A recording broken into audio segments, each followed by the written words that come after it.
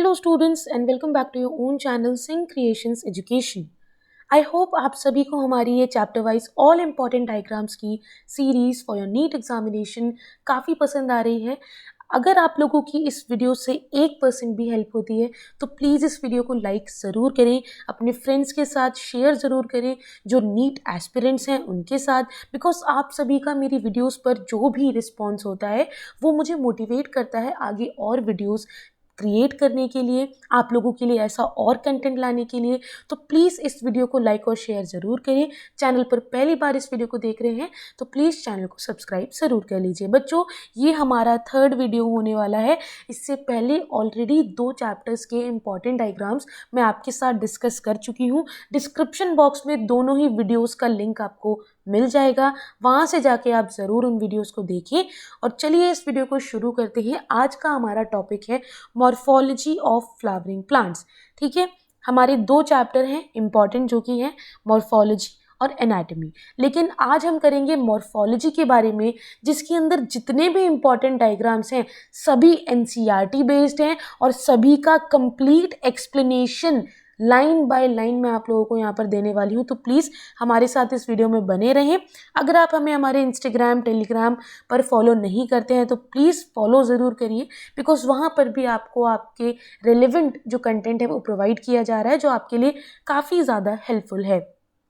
तो हमारी बाकी वीडियोस भी आप चेकआउट कर सकते हो। जो हमारे रेगुलर व्यूअर्स हैं उनको पता है कि ऑलरेडी वीडियोस अपलोडेड है, लेकिन अगर आप पहली बार देख रहे हो तो इन वीडियोस को ज़रूर देखो। स्क्रॉल डाउन करके आप प्लेलिस्ट्स में भी देख सकते हो।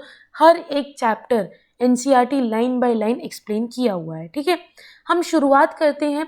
मॉर्फोलॉजी का मतलब आप क्या समझते हो? यानी कि बाहर से देखकर किसी भी चीज़ के बारे में बताना, उसकी मॉर्फोलॉजी के बारे में बताना, उसके बाहरी रूप को देखना।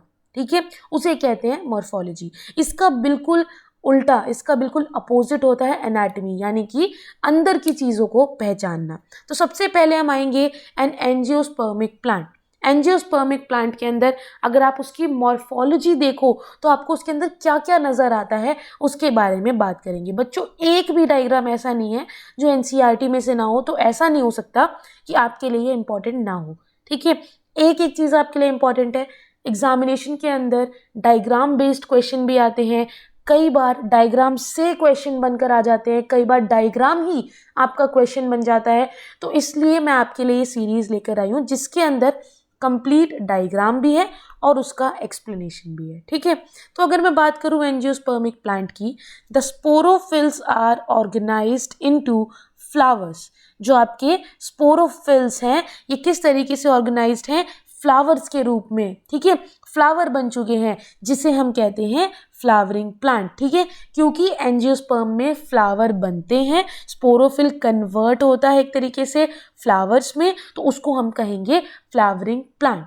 The part of the plant below the soil surface, ये आपका सॉइल सरफेस है, इसके जस्ट नीचे रूट सिस्टम होता है। ठीक है, ये इनका रूट सिस्टम है, लिखा भी हुआ है, जिसके अंदर 2 तरह की रूट आती है। एक आता है प्राइमरी रूट, एक आता है आपका सेकेंडरी रूट। तो इसके अंदर रूट सिस्टम के बारे में आपको पता चल गया है, लेकिन अब रूट सिस्टम के बाद एक आता है शूट सिस्टम। देखो, जो रूट जहाँ पर प्रेजेंट है उसे कहते हैं रूट सिस्टम, जहाँ पर आपका स्टेम प्रेजेंट है उसे कहते हैं शूट सिस्टम। ठीक है, इस तरीके से आप याद कर सकते हो। तो जो पार्ट सॉइल के अबव प्रेजेंट होगा उसे कहेंगे शूट सिस्टम, जो पार्ट सॉइल के बिलो प्रेजेंट होगा उसे कहेंगे root system. Okay, now double fertilization आपको एंजियोस्पर्म में ही देखने को मिलता है। सिर्फ और सिर्फ 3N कंडीशन होती है ना यहाँ पर, है ना? राइट, आपने चैप्टर समझा है? नहीं समझा है तो आई बटन में आपको लिंक मिल जाएगा। मैंने complete NCERT line by line आपको समझा है। अगर आप वहाँ से समझोगे तो पूरा चैप्टर समझ में आएगा, इन वीडियो से समझोगे तो आपको डायग्राम समझ में आएंगे। ठीक है, next, adventitious root. What is adventitious root? Arise from any part of the plant except radicle. यहाँ पर ये आपको प्लांट का पार्ट दिख रहा है, यहाँ पर किसी भी पार्ट से, प्लांट के किसी भी पार्ट से ये अराइज कर सकती है रेडिकल को छोड़कर। ये या तो एरियल यानी कि हवा में भी हो सकती हैं, अदरवाइज ये अंडरग्राउंड यानी कि सॉइल के नीचे भी प्रेजेंट हो सकती हैं। ग्रास, मॉन्स्टेरा और बेनियन ट्री तो हम सभी ने देखा है राइट। बनियन ट्री के ऊपर क्या होता है, उसके ऊपर उसकी सारी रूट्स आपको उसकी ब्रांचेस पर देखने को मिलती हैं, राइट, कुछ इस तरीके से। और बनियन ट्री की तो बहुत बड़ी बड़ी रूट्स होती हैं। अगला है जोनेशन इन रूट। अब देखो आपने यहाँ पर क्या देखा, रूट सिस्टम। इसको और ज़्यादा मॉडिफाई करके, मैग्नीफाई करके हम देखते हैं कि आखिर रूट के अंदर कौन से जोन आते हैं। फर्स्ट है हमारा रूट कैप, ठीक है। सबसे पहले हम पढ़ेंगे रूट कैप के बारे में। द एपेक्स ऑफ रूट, यानी कि ये वाला जो पार्ट है, ठीक है, it is covered by a thimble like structure, यानी कि एक इस तरीके का स्ट्रक्चर बनाओ जिसे थिम्बल लाइक स्ट्रक्चर कहते हैं, which is known as root cap, ठीक है। ये कैसा होता है नेचर में, मल्टी सेल्यूलर, काफी सारे सेल से मिलकर बना हुआ होता है। And it is made up of parenchymatous cell. किन सेल का बना होता है बच्चों, आप सोचते होगे कि हाँ ये इंफॉर्मेशन कैसे ही यूजफुल है, हमें तो सिर्फ डायग्राम याद कर लिया है हमने, मोर देन इनफ नॉलेज हो गई। नहीं, आपको पता होना चाहिए कि एग्जामिनर हर साल सेम सिलेबस में से ही क्वेश्चन बनाते हैं, राइट। तो उनके क्वेश्चन हमेशा सेम होते हैं, most of the time same होते हैं, लेकिन उनके क्वेश्चन पूछने का तरीका, क्वेश्चन की लैंग्वेज चेंज हो जाती है। तो अगर मैं बात करूं, मैं आपसे पूछूं root cap is what in nature, multi cellular, unicellular, ठीक है, तो आप क्या कहोगे, multi cellular. Root cap is made up of which cell, different type of cell मैं आपको ऑप्शंस में दे दूंगी, आप सिलेक्ट करोगे पैरेनकाइमेटस सेल। इस तरीके से क्वेश्चंस को ढूंढना सीखो, राइट। अब रूट कैप का फंक्शन भी यहां पर लिखा हुआ है, it protect the meristematic zone which get replaced if degenerates, ठीक है, प्रोटेक्ट करती है रूट कैप मेरिस्टेमेटिक जोन को। ये रहा मेरिस्टेमेटिक, जिसके बारे में भी हम आगे बात करेंगे। पहले हम एक एक करके पार्ट को सिंप्लीफाई कर लेते हैं। ये मेरिस्टेमेटिक जोन रिप्लेस हो जाएगा अगर वो डीजनरेट होता है तो, ठीक है। मेरिस्टेमेटिक जोन की अगर इतनी बात हो रही है तो जानते हैं व्हाट इज मेरिस्टेमेटिक जोन। अगर मैं इस डायग्राम को थोड़ा सा क्लियर करूं तो आपको समझ में आएगा, ये तो रूट कैप है, लेकिन ये वाला रीजन मेरिस्टेमेटिक एक्टिविटी यानी कि मेरिस्टेमेटिक जोन के अंदर आ जाता है। ये लेयर रूट कैप से जस्ट थोड़ा ही ऊपर होती है, राइट। ये जो सेल्स होते हैं इस लेयर के, वो thin walled small with dense cytoplasm, यानी कि इसमें साइटोप्लाज्म की मात्रा होती है, प्लस जो वॉल है इनकी वो बहुत थिन वॉल होती है, क्लियर। और ये क्या करते हैं, ये अपने आप को डिवाइड, ये मेरिस्टेमेटिक जोन के अंदर मेरिस्टेमेटिक एक्टिविटी होती है। What is meristematic activity, meristematic activity का मतलब होता है जब वो पर्टिकुलर रूट डिवाइड करती है repeatedly to produce new cell, this is known as meristematic activity. और जिस जोन में, जिस रीजन में ये होती है उसे कहते हैं मेरिस्टेमेटिक जोन, क्लियर। ये इसका फंक्शन है। अब हम बात करते हैं उससे थोड़ा ऊपर आके जोन ऑफ इलोंगेशन, ठीक है, which is also known as region of elongation, जहां से इलोंगेट हो रहा है, जहां पर रूट हेयर प्रेजेंट नहीं है बट वो इलोंगेट, थोड़ा खिंचा हुआ पार्ट है, right. So the cell proximal to the meristematic region, यानी कि just upper portion of the meristematic region is known as zone of elongation। यहाँ पर rapid elongation होती है और enlargement का मतलब बड़ा होना, ठीक है, elongation मतलब खिंचना, ठीक है। ये होता है ना, DNA पढ़ा है ना आपने, उसमें क्या होता है, अगर मैं इन दोनों को सेपरेट कर दूं एक तरीके से तो ये इस तरीके से हो जाएंगे, यहाँ प्राइमर लगेगा, ये प्राइमर क्या होता है, आगे इलोंगेट करता है इसको, इलोंगेशन। उसी तरीके से यहाँ पर आपका जोन ऑफ इलोंगेशन भी होता है और यही रिस्पॉन्सिबल होता है for the growth of roots in length. Length जब रूट्स की बढ़ती है, it is because of zone of elongation, नाम बता रहा है इसका काम, है ना। Then zone of maturation, the cell differentiate and mature. Cell पहले क्या हुए, रूट कैप से प्रोटेक्टेड है, पहले उन्होंने नए सेल बनाए, ठीक है, नए सेल जैसे ही बने तो वो आगे जाके इसमें ऐड ऑन हुए और इलोंगेट हुए, उनकी लेंथ बढ़ी। लेंथ बढ़ने के बाद अब वो बड़े हो चुके हैं तो उनका मैच्योर होना जरूरी है, just like a human cycle, ठीक है, मैच्योर होना जरूरी है। तो सेल आगे डिफ्रेंशिएट करते हैं और मैच्योर हो जाते हैं, किस जोन के अंदर, in the zone of maturation और region of maturation. Root hair कहाँ से अराइज करते हैं, epidermal cell also bear lateral roots. ये जो एपिडर्मल सेल्स यहाँ पर इस एरिया में प्रेजेंट है, यहाँ से आपके रूट हेयर अराइज करते हैं। तो ये आपका यहाँ पर क्वेश्चन आ गया कि यहाँ से क्यों नहीं अराइज हुए रूट हेयर, बिकॉज यहाँ पर एपिडर्मल सेल प्रेजेंट नहीं है। Okay, increases the surface area of absorption. I am sorry अगर मैंने एपिथेलियल सेल बोला होगा पहले, ठीक है, it is epidermal cell. Increases the surface area for absorption. देखो, अगर मैं एक स्टिक रख दूं, ठीक है, और दूसरी तरफ एक स्टिक के साथ मैं यहाँ पर कुछ फाइबर लगा दूं, ठीक है, इस तरीके से, तो कौन ज़्यादा अब्जॉर्ब कर पाएगा? Obviously this one. तो इसीलिए सरफेस एरिया ज़्यादा बढ़ता है अब्जॉर्प्शन के लिए, क्योंकि ये बिल्कुल सॉइल के जस्ट पास वाला एरिया है। तो यहाँ पर क्या होगा, कोई भी मिनरल, कोई भी वाटर, कुछ भी न्यूट्रिएंट जो होगा वो यहाँ से अब्जॉर्ब होता है। क्लियर? अब हम बात करेंगे रूट कभी कभी मॉडिफाई भी हो जाती है, राइट?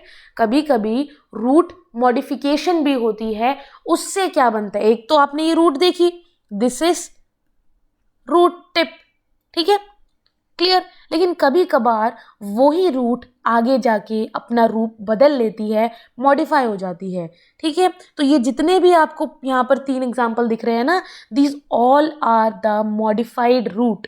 किस लिए मॉडिफाई? आखिर कोई आपसे क्वेश्चन पूछ ले कि रूट ही भली थी, उसको मॉडिफाई होने की क्या जरूरत पड़ी? Because of the storage of food को स्टोर करके रखने के लिए इट गॉट मॉडिफाइड, ठीक है। यहाँ पर आपको 3 एग्जाम्पल दिख रहे हैं, तीनों एग्जाम्पल के बारे में आपको बताते हैं। एक होता है टैप रूट, एक होता है एडवेंटिटस रूट। एडवेंटिटस रूट के बारे में हम पहले ही कर चुके हैं, जो कि इस तरीके से किसी भी पार्ट से अराइज हो सकती है एक्सेप्ट रेडिकल, और टैप रूट रेडिकल से होगी, ठीक है। अब आप देखो कि यहाँ पर अगर मैं नेपीफॉर्म, यानी कि ये जो है ना, ये शेप का नाम है नेपीफॉर्म, ठीक है, जैसे कि टर्निप, ठीक है, टर्निप है, टर्निप और कोनिकल, ये कोनिकल आपको दिख रहा है, ये शेप है, example carrot. Both of them are modification of tap root. लेकिन वहीं अगर मैं बात करूं मॉडिफिकेशन ऑफ एडवेंटिटस रूट, तो वहां पर आपको देखने को मिलता है sweet potato as an example, tuberous root में देखने को मिलेगा। क्लियर है ये चीज़? आप इस चीज़ का ध्यान रखें कि अगर आपको एग्जाम्पल भी दे दिया जाए या डायग्राम भी दे दिया जाए एग्जाम में, तो आप अच्छे से उसका आंसर दें। रेस्पिरेटरी रूट, एक plant when it is found in marshy, या फिर एक आप कह लो एक्सट्रीम कंडीशन में, सॉल्टी एरिया में, then they have respiratory roots. यानी कि रेस्पिरेटरी रूट्स मतलब कि वो सरफेस से ऊपर आ जाती हैं, ठीक है, सरफेस से ऊपर आके सांस लेती हैं, एक तरीके से कह सकते हो आप, इसलिए उन्हें रेस्पिरेटरी रूट्स कहा जाता है। Clear? Also called as pneumatophores. Negatively geotropic, क्योंकि जियोट्रॉपिक कह रहे हैं लेकिन नेगेटिवली जियोट्रॉपिक कह रहे हैं because they come at above the soil surface, right? They have aerating pores. अब न्यूमैटोफोर्स कह रहे हैं, why? क्योंकि जब ये सरफेस पे आए, then they have some spore, aerating spore, जिसके थ्रू एयर ये क्या कर रहे हैं? रेस्पायर कर रहे हैं, ठीक है, एयर इन तक पहुंच रही है, और उन्हें हम कहते हैं pneumatophores. Example mangrove plants. Clear है बच्चों? कुछ चीज़ें क्लियर हो रही हैं? कुछ भी क्लियर ना होना तो आप नीचे कमेंट सेक्शन में कमेंट करके मुझे बता देना। I will try my best कि मैं आप लोगों को एक्सप्लेन वहीं पर कर दूं ये चीज़ बहुत अच्छे से, ताकि आप आगे के कंसेप्ट अपने क्लियर कर पाओ। अगला है, हमने बात कर ली कि रूट जब मॉडिफाई होती है तो क्या होता है, लेकिन जब स्टेम मॉडिफाई होते हैं तो क्या होता है, और स्टेम को आखिर मॉडिफाई होने की ज़रूरत क्यों पड़ती है? रूट को क्यों पड़ती है? Because of the storage of food. लेकिन स्टेम को क्यों पड़ती है? Because of protection. उसे प्रोटेक्शन देनी होती है प्लांट को। So some axillary buds of some stem may get modified into hard, woody, straight and pointed thorn. कांटे लाइक स्ट्रक्चर बन जाता है। देखो, स्टेम मॉडिफाइड इनटू स्पाइन, ये आपको स्ट्रक्चर दिख रहा है, कांटे बन गए एक तरीके से। बोगनवेला स्पीशीज के अंदर आपको ये एग्जाम्पल देखने को मिल रहा है, ठीक है। यहाँ पर मेंशन भी है सिट्रस या bougainvillea example. They protect plant from browsing animal. कोई भी एनिमल आएगा इसको खाएगा, नहीं खा पाए क्योंकि इसके अंदर कांटे हैं। तो एक तरीके से खुद की प्रोटेक्शन के लिए जब स्टेम मॉडिफाई होता है उसे कहते हैं मॉडिफिकेशन ऑफ स्टेम। क्लियर? उसके बाद हम देखें किसी भी लीफ के बारे में हम पढ़ते हैं, हमने पढ़ लिया रूट्स के बारे में, रूट के स्ट्रक्चर के बारे में, मॉडिफिकेशन ऑफ स्टेम के बारे में हम पढ़ चुके हैं। अब हम बात करते हैं कि लीफ क्या होता है और लीफ के पार्ट क्या होते हैं। आपको यहाँ देखने में क्या क्या दिख रहा है? लीफ के अंदर आपको लेमिना दिख रहा है, स्टिप्यूल दिख रहा है, पेटियोल दिख रहा है, एक्सिलरी बड और लीफ बेस। ये 5 चीज़ें दिख रही हैं। आप इसे कहीं लिख लो, याद कर लो, फ्लो चार्ट बना लो, लेकिन बहुत सिंपल है, आपको याद होना चाहिए। सबसे पहले हम बात करते हैं लीफ बेस। लीफ का जो बेस पार्ट है ये, ठीक है, बेस पार्ट है। तो जो लोअर पार्ट होता है लीफ का, जिससे लीफ अटैच होती है, देखो ये लीफ का पार्ट इससे अटैच है ना, इसको हम कहते हैं, क्या कहते हैं? Leaf base. Clear? It may bear 2 lateral small leaf like structure, जिसे कहते हैं स्टिप्यूल। ठीक है, यहाँ पर एक सेकेंड बच्चों, यहाँ पर आपको लीफ लाइक स्ट्रक्चर ही देखने को मिलते हैं, जिसे कहते हैं स्टिप्यूल। क्लियर? तो लीफ और स्टिप्यूल दोनों में फर्क समझ में आया? लीफ कंप्लीटली मॉडिफाइड है, एक तरीके से पूरा स्ट्रक्चर है, लेकिन stipule it is a leaf like structure. Monocot के अंदर लीफ बेस, जो आपको ये लीफ ये वाला पार्ट दिख रहा है ना, इट एक्सपैंड, ये बड़ा हो जाता है to form sheath covering stem wholly और partially. In some leguminous plant, leaf base swell and it is known as pulvinus. Important part है। कुछ ऐसे प्लांट होते हैं जहाँ पर लीफ बेस नॉर्मली होता है, ठीक है, एक्सटेंड हो जाता है ताकि वो कवर कर सके स्टेम को पूरा या आधा, होल और पार्शियली, यही लिखा हुआ है स्टेप में। लेकिन नेक्स्ट स्टेप क्या कहता है कि कुछ ऐसे लेग्यूमिनस प्लांट भी होते हैं जिनका जो ये लीफ बेस होता है ये स्वेल हो जाएगा और तब उसे हम कहते हैं पल्विनस। क्लियर? नेक्स्ट आते हैं पेटियोल। पेटियोल कहाँ दिख रहा है? जो लीफ बेस से कनेक्टेड है, ये रहा। ठीक है, ये स्टॉक लाइक स्ट्रक्चर होता है जो लीफ बेस को लीफ के साथ, देखो समझ लो, ये है कोई भी एरिया, ये हो यहाँ पर आपको जोड़ने वाला बीच में ब्रिज, तो ये एरिया है लीफ, आप हो लीफ बेस, आपको जोड़ने वाला पेटियोल। ठीक है, it provides sufficient light.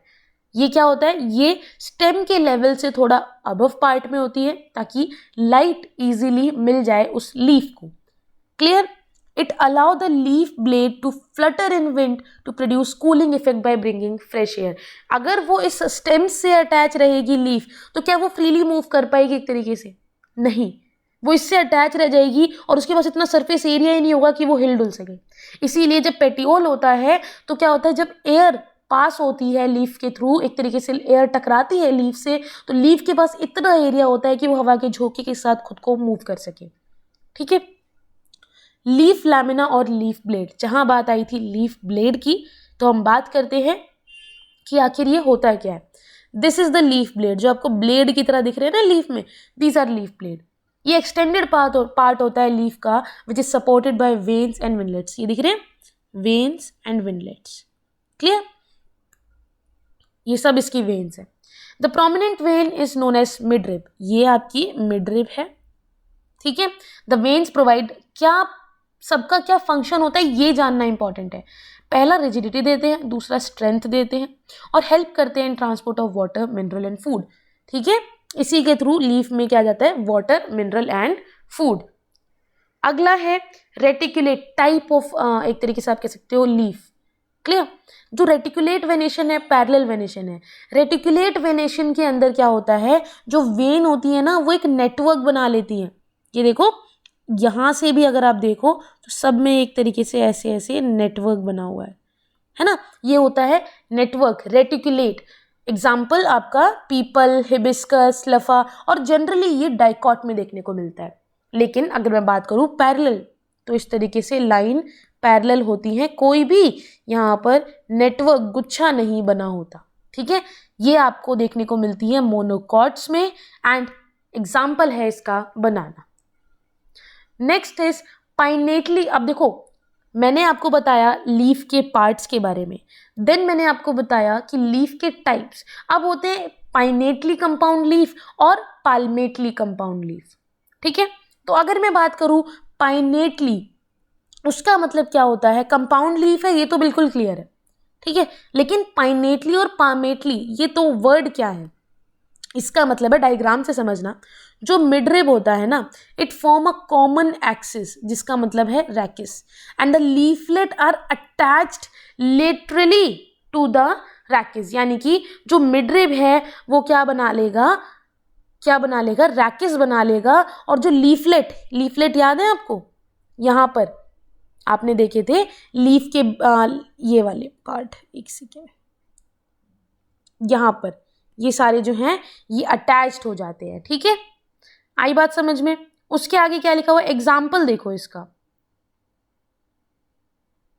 Neem, example is नीम। तो आपको यहां देखने को मिल रहा है, ये है आपका मिडरिब, ठीक है।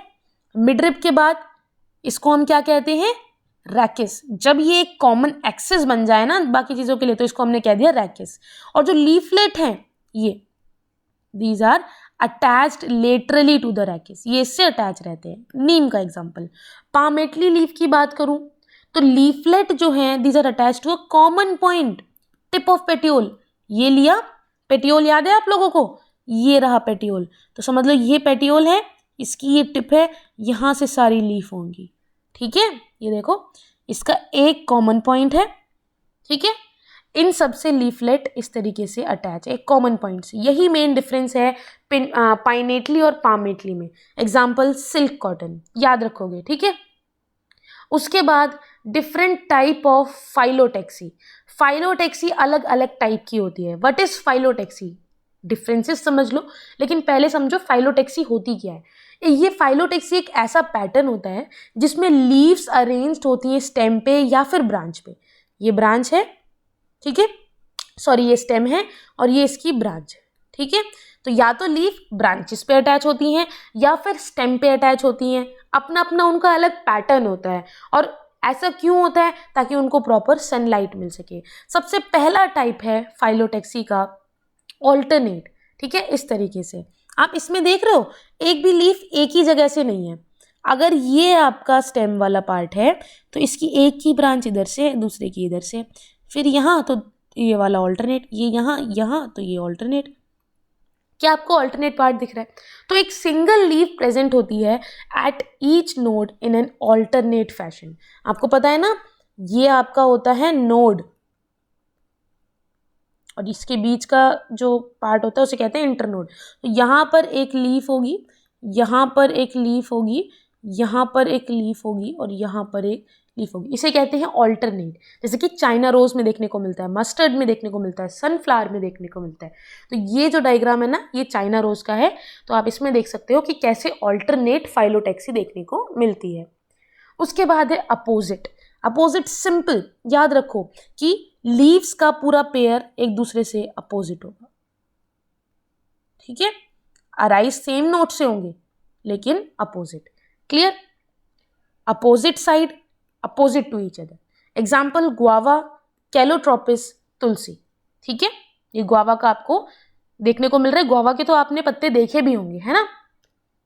उसके बाद वोल्ड। वोल्ड का मतलब, आप वोल्ड का मतलब समझते हो, सर्कल सा पूरा राउंड, पूरा फ्लावर टाइप सा। तो मोर देन 2 लीव जब एक नोड से निकल कर आती हैं तो वो वोल या सर्कल जैसा स्ट्रक्चर बनाती हैं। देखो ये एक नोड है, इससे 1 से 2 से ज़्यादा लीव्स सब निकल रही हैं, तो इसे हम कहते हैं वोल्ड फाइलोटेक्सी, ठीक है। So the leaves of one whorl alternates with leaves of next successive whorl to get maximum sunlight. Clear? Nerium and alstonia इसका एग्जाम्पल है, डायग्राम में आप देख सकते हो। उसके बाद मॉडिफिकेशन लीफ की भी है, जैसे रूट की थी, स्टेम की थी, वैसे ही मॉडिफिकेशन आपको लीफ की भी देखने को मिलेगी। लीफ टेंड्रिल्स जो है ये एक तरीके से मॉडिफिकेशन ही है। कुछ प्लांट्स की लीव्स होती है मॉडिफाई हो जाती है long slender thread like structure में, जिसे कहते हैं टेंड्रिल्स। ये सेंसिटिव होते हैं टच से एंड ये कॉइल अराउंड कर जाते हैं, support and help the plant in climbing. आपने देखा बेल कुछ इस तरीके से होती है, अगर एक रस्सी के ऊपर है तो वो इस तरीके से चढ़ जाएगी।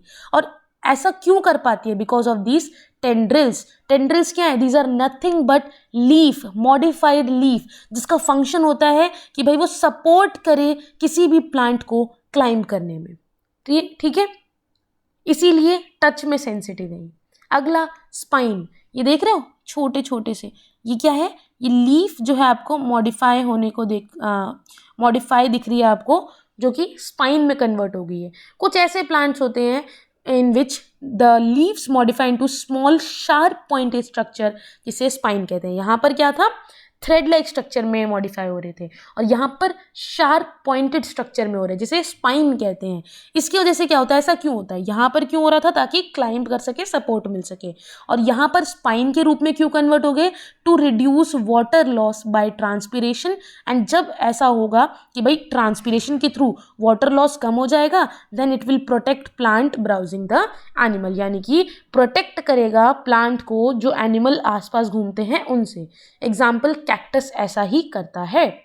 Okay, modification of leaf for storage. अब लीफ मॉडिफाई करती है, पहला ये था प्रोटेक्शन के लिए, दूसरा स्टोरेज के लिए। फ्लैशी लीव्स देखिए ना आपने, ये करती हैं, स्टोर करती हैं फूड को। कुछ प्लांट्स की जो लीव्स होती हैं स्टोर करके रखती हैं फूड को and become fleshy. Example, onion and garlic. आप इसमें देख रहे हो, ये है आपकी फ्लैशी लीव्स। क्लियर।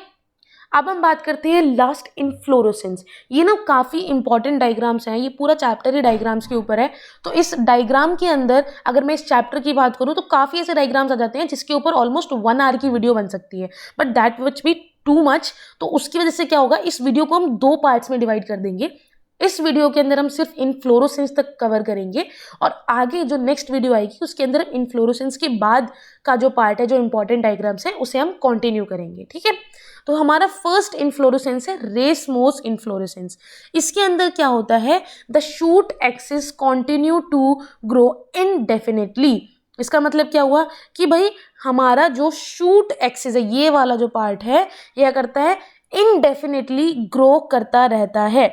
ठीक है, कुछ इस तरीके से, ऐसे ये आपका है ओल्ड फ्लावर यहाँ पर, और इस तरीके से आपका यहाँ पर भी फ्लावर है, यहाँ पर आपका यंग फ्लावर आ जाएगा, ये नया यंग फ्लावर आ जाएगा, कुछ इस तरीके से। देख रहे हो, यहाँ पर आपको देखने को मिल रहा है इस तरीके से। ये है आपका रेसमोस इन्फ्लोरेसेंस। ठीक है, क्लियर। तो सक्सेशन रूप में प्लांट्स में आपको फ्लावर्स देखने को मिलते हैं। रेडिश, ल्यूपिन, मस्टर्ड, इन सब में आपको रेसमोस इन्फ्लोरेसेंस देखने को मिलती है। लेकिन वहीं अगर मैं बात करूँ साइमोस इन्फ्लोरेसेंस की, तो साइमोस इन्फ्लोरेसेंस में ऐसे नहीं होता, ऐसे नहीं होता। उसमें क्या होगा, उसमें बिल्कुल सिंपल है कि अगर मैं यहाँ पर एक प्लांट बनाती हूँ तो इस पोर्शन पे आपको फ्लावर देखने को मिलेगा। ठीक है, इसका मतलब क्या है, जो टिप होता है मेन एक्सिस का, वो टर्मिनेट हो जाएगा into a flower, then further it will grow. Growth जो होती है वो अकर होती है due to the formation of lateral branch. ये है आपकी लेटरल ब्रांचेस। ठीक है, अरेंजमेंट जो होती है फ्लावर्स की बेसिपेटल होती है। Example, begonia, solanum, bougainvillea and dianthus. इन सब में आपको साइमोस इन्फ्लोरेसेंस देखने को मिलती है। आई होप आप लोगों को ये वीडियो पसंद आई होगी। If this video helped you even a little bit, do like the video and share it with your friends who are NEET aspirants. तो आप उन सभी के साथ इस वीडियो को शेयर करो। चैनल पर नए आए हो तो प्लीज़ चैनल को सब्सक्राइब कर लो। कोई एक सिंगल चीज़ भी अगर समझ नहीं आई है तो नीचे कमेंट सेक्शन में कमेंट करके आप मुझे बता सकते हो। I will try my best कि आपका जो डाउट है, किसी भी तरीके का डाउट है इस पर्टिकुलर वीडियो को लेकर, तो मैं आपका डाउट क्लियर कर सकूँ। Thank you so much, have a good day. मिलते हैं नई वीडियो के साथ, तब तक के लिए बाय बाय।